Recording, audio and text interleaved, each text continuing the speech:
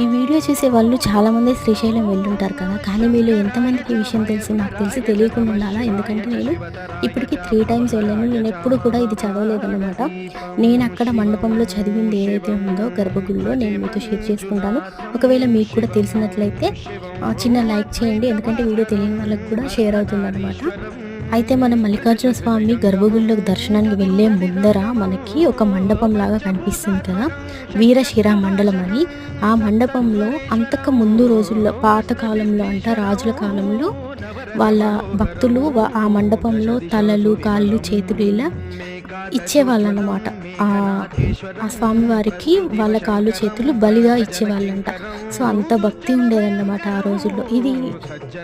అయితే నేను ఈ వీడియో ద్వారా ఏం చెప్తున్నానంటే, మనము మల్లికార్జున స్వామి దర్శనానికి వెళ్ళినప్పుడు లోపల చిన్న చిన్న టెంపుల్స్ కూడా ఉంటాయి. అవన్నీ కూడా చూడండి. దత్తాత్రేయుడు ధ్యానం చేసింది అవన్నీ